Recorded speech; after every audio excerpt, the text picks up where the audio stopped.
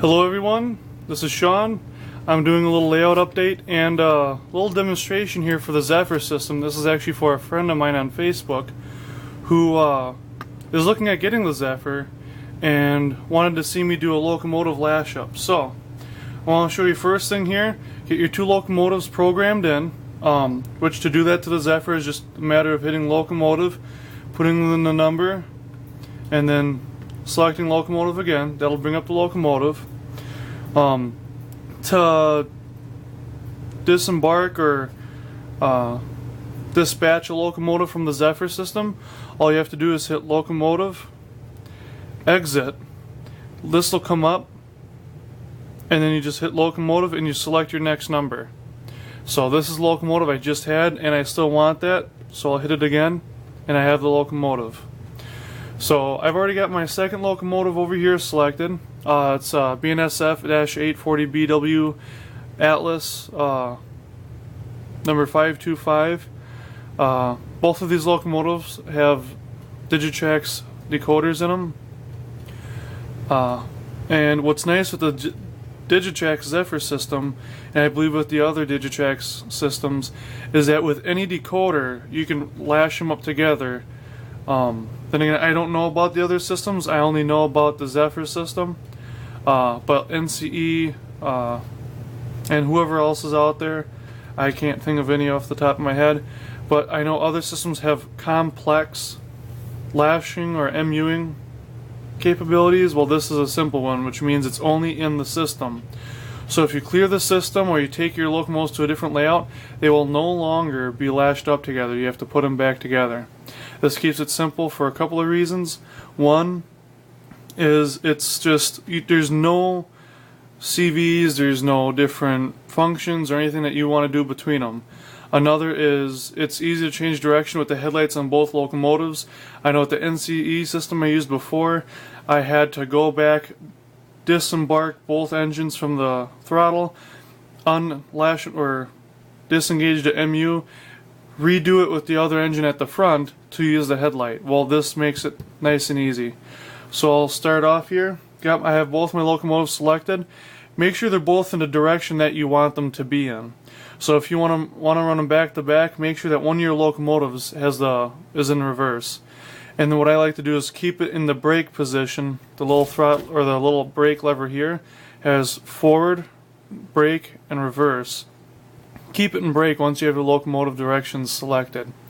Next, you're going to want to hit MU, which is the third button down on the left side of the main pad, which is this pad here.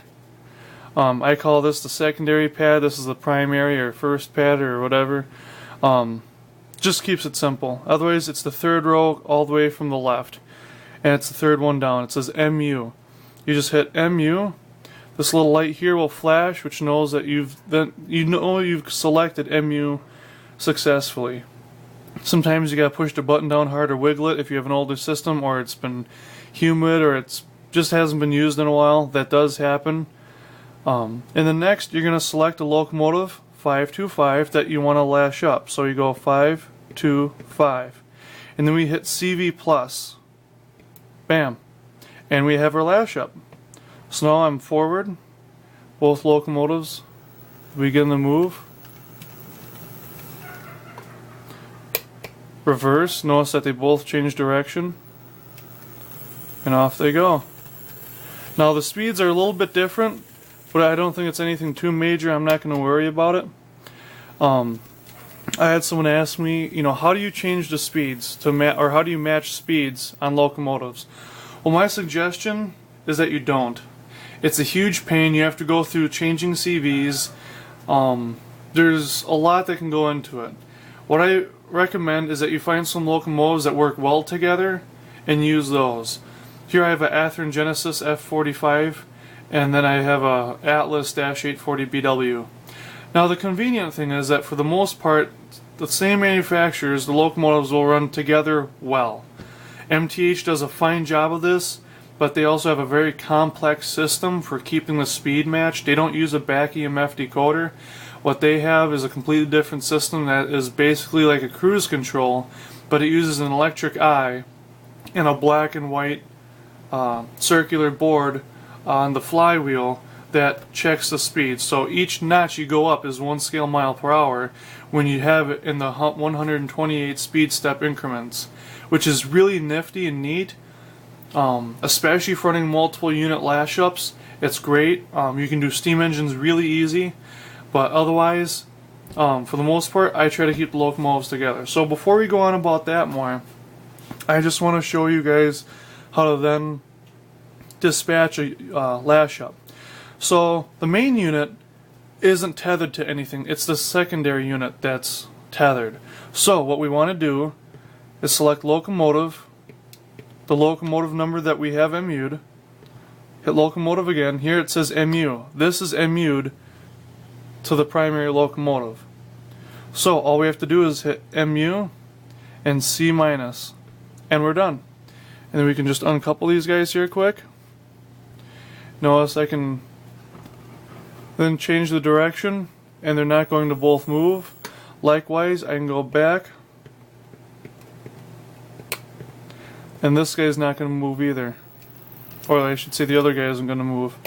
So we've successfully MU'd and un-MU'd a pair of locomotives. Now back to the speed matching. As I said before, several locomotives will work well together.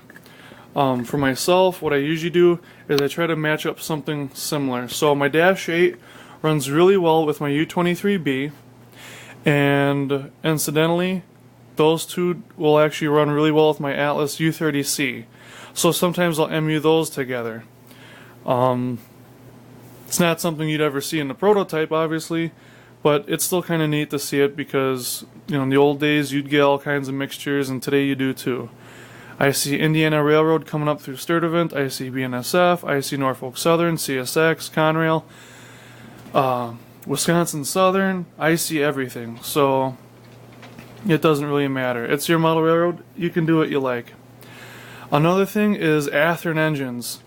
While yes, they will typically run together very well, being that they increase in speed at similar rates, some Athearn engines are just slower than others. I've heard that you can loosen up the screws in the motor mounts or do something with that. Lubrication, a bit longer braking period, swapping out motors, whatever. Whatever you like, just make sure it works. Oddly enough, those three Atlas engines I've mentioned already, along with my SD45, my AC4400, and RS3, all in Athearn Blue Box, all run together very well. It's almost scary. I don't suggest, if it runs well together as it is out of the box, don't go through changing any of the CVs for momentum and stuff. If you do, try to match it as closely as you can. I had a guy go through and start changing the acceleration rates and everything in CVs to try to get them to run smoother and start out quicker, and all it did is make things worse. He threw those things off so far, I had to go through, wipe the whole decoder clean and start over. So that's one way to do it. So it's just a matter of going through and experimenting. It's an excuse to take a day to just do trains and go downstairs and chill out, run your trains together, see what works. It's really easy to MU stuff together. You don't have to do anything specific. Exactly how I showed you is exactly how you do it with multiple locomotives. You just go back to the lead locomotive, or 6628, and then if I wanted to put that U23B on there, I'd hit MU 6309 CV or CV plus, and I'd have those three engines. If I wanted to add another, I'd go 6628, make sure that locomotive is selected, and then I'd go back, MU the next locomotive cab number or program number, and then hit CV plus again. I could do that until all my engines are running together. Something I will warn you about is that sometimes the same engines won't do well together. For instance, my BN F45 and my Santa Fe FP45 don't work well together, although my SD45-2 and FP45 over there both work together very well. And something, for some reason, this is just my luck. My gensets and my U23B used to run fine together when they were all DC, and I had them at a train show. I had just bought them all for I think $180 or $200 for the set. because I traded in some stuff, and I ran them all together and they ran really fine together at the speeds matching and everything. I put decoders in them and it seemed like the U23B slowed down and the genset sped up a little bit. I don't know why, maybe because I have a Soundtracks decoder in my U23B, but everyone keeps telling me that shouldn't be the issue. But on to the layout update. I now have my figure 8 finished. I've got passing sighting over there so I can run trains in different directions. All I have to do is set them there for a minute. Although I did move my brewery, I don't have the inner loop anymore. I had to sacrifice that to get the finished figure 8 of track. Didn't really change my town too much, although I did move one of my buildings over so I could have my lumber yard moved. But over here I have a little bit of a team track for gravel or whatever, unloading stone, and then over here it'll be for box freight, and then over here it'll be lumber. So I'm going to put a little road in over here, and of course you have the office. Move this thing so it's not so close. But I've got the office. I've got a nice storage track over here, which is also the yard lead. I plan on putting another switch in right about here for a crossover. That way this can be storage. I'll extend that maybe a little bit further. And then I'll put in another switch here going to the crossover, and then another right hand switch to my 2 more extra storage tracks or yard tracks. I also put this kink in here so I could fit the switch in on the opposite side. But now that that's all through, let's run some trains. So I'll go over here, select one of my locomotives.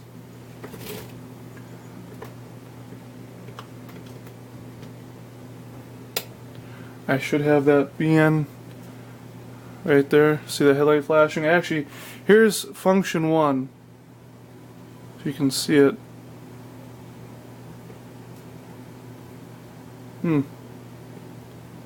There we go. I don't know if you can see it dimming and brightening, getting brighter.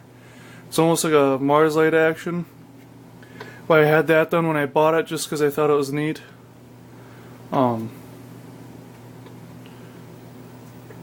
here, I'll show you guys. I also bought some new rolling stock.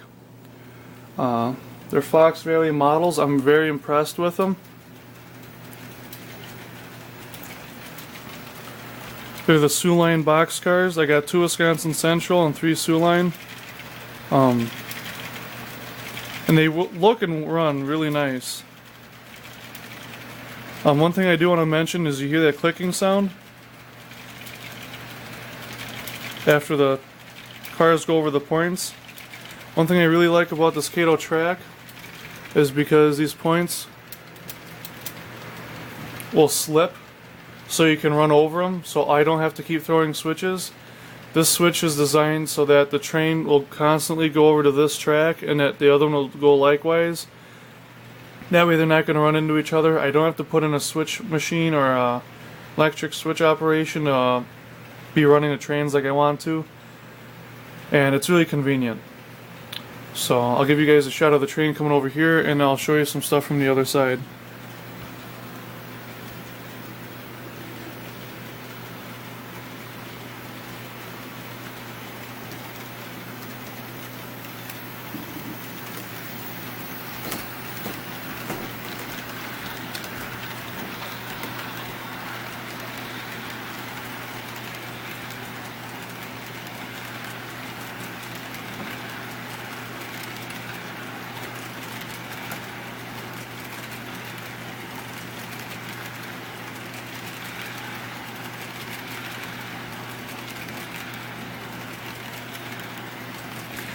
I think I'm going to save up and buy an Atlas GP38 Sioux Line. I really think they're neat. And I'd really like to have one. I'm going to set this down for a second.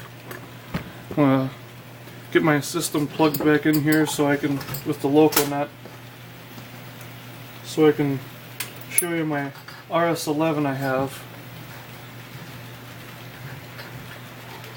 Get this guy here stopped just in time for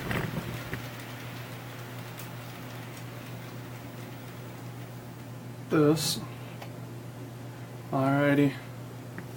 Let's go over here to my little buddy throttle, which I can show you guys how to do this too quick, since I now know. Alright, so right now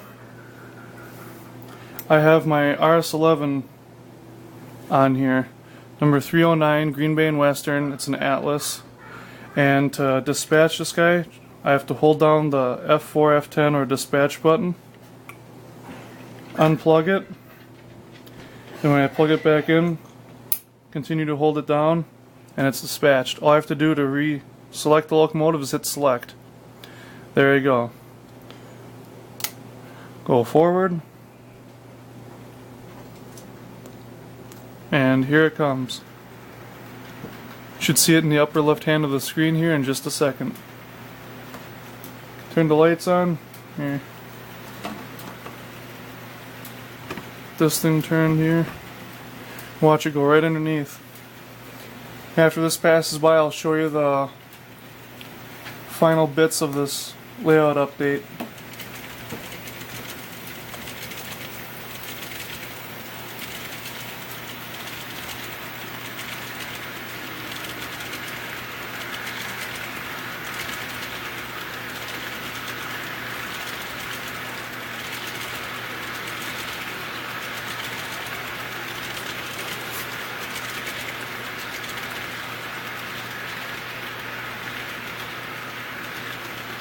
Alrighty, let's go for a little adventure.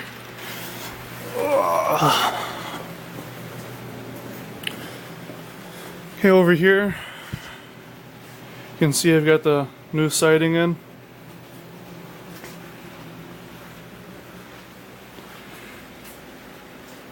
And then here's the other switch. As you can see, this is going to lead right into here. And then the other train will come around, and I'll keep taking these points and they'll slip over. I mean, it's just a very little, unweighted empty car will go over this without a problem. Something else here, I used Rockford Fosgate 16 gauge speaker wire. I had it from a home theater setup I'd had. It's practically brand new. It's only a month or couple months old, and it's really good, high quality stuff. I mean, when you're working with it, you'll see. I put in more power rail joiners all over the place, and everything's working really nice. I'm really happy with the upgrade. I upgraded the old sections too. It gives it cleaner, better power, more availability all over the place. I've seen a noticeable difference from the old wire to the new wire. I think it helps. I've got a couple more power joiners on this track too, which I only had this open for a couple of days without it, but even on the other areas, it's better copper, it's better wire, it's better insulated. I just try to do a overall better job, just a little bit neater, cleaner, crisper. But for the final edition, I put in another cup holder over here and another little UP5 panel. One thing I will say is I bought an extra, I bought the extra length, so I have a 12 foot. There is a very noticeable difference from here to the Zephyr system to the locomotive in terms of response. So please, when you're switching, because this is going to be from the yard, but when you're switching from a panel that's, you know, essentially 20 feet away, because there's 12 feet of wire here, 8 feet of wire from the other panel to there, and this feeds into the other panel first before it goes to the Zephyr system. But please take that into account when operating any one system like this. Know the locomotive, know the layout, and know the electrical system. It's important. Something else I did is every time I have a wire somewhere, I don't drill it through the wood, it's going through one of these little connectors. I keep it loose to spin it for helping tie up wire, so if I need it to take up a little bit more slack, I can just turn it to do that. So I'll leave you guys with one more run by, and that'll be it.